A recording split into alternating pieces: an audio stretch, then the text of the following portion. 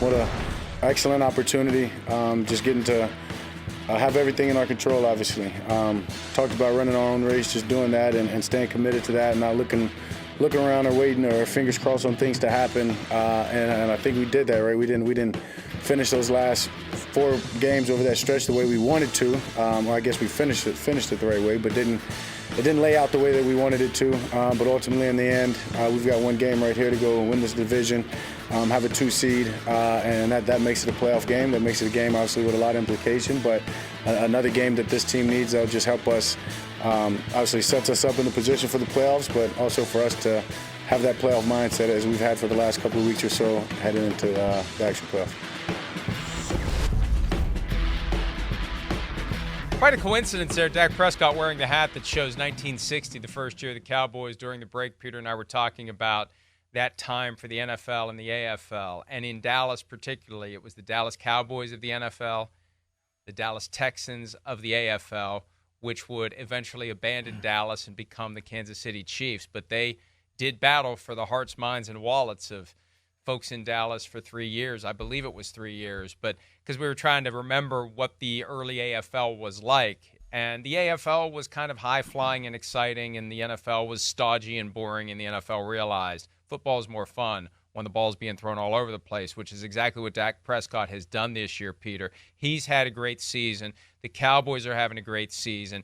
And, you know, if you just hang around long enough, the Eagles stubbed their toe against the Cardinals, and now they've got the path to the number 2 seed, which makes it a lot easier to get to the NFC Championship for the first time since 1995 because you got 2 games at home to get there, and you've won 16 in a row at AT&T Stadium.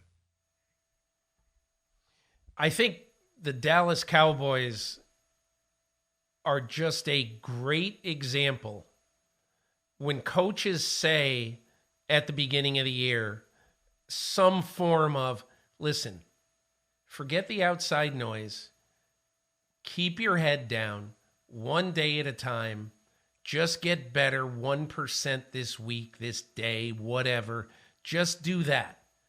It's a great sort of allegory for life, Mike.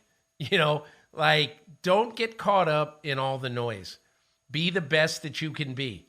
And I bring that up because the Dallas Cowboys were the highfalutin greatest team since Jimmy and Troy and Emmett and Michael. When they flew into San Jose in week 5 of this season, they were the best team in football, even though they had already lost to Arizona. Everybody loved them. Everybody loved the Dallas Cowboys. And they got back on that plane, tail between their legs, having lost 42-10. All of a sudden, same old Cowboys. You guys stink. Can't beat the Niners. Will never get out of the NFC. And all they did, even though they had many questionable moments during the year, several questionable moments during the year, they just kept working. And Dak Prescott and Mike McCarthy and Dan Quinn and that defense, they just kept going and going and going. And all of a sudden now, they're in line to get the number 2 seed to play 2 home playoff games in a place that, maybe thanks to Brad Allen, in a place that, they simply do not lose. So I give a lot of credit to the Dallas Cowboys.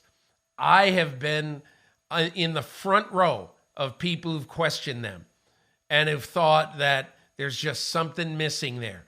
And we may get to the end of the year and say there is something missing there. But let's give them credit for hanging in, playing great when it counts, vanquishing the Eagles when they had to, at home late in the year. And look, they're going to win this game going away Sunday. And I think they deserve a tremendous amount of credit for the team that they've become, especially after what happened in week 5 this year. Hi, it's Mike Florio. Thanks for watching PFT on YouTube. Hit subscribe for the latest news and analysis from Pro Football Talk.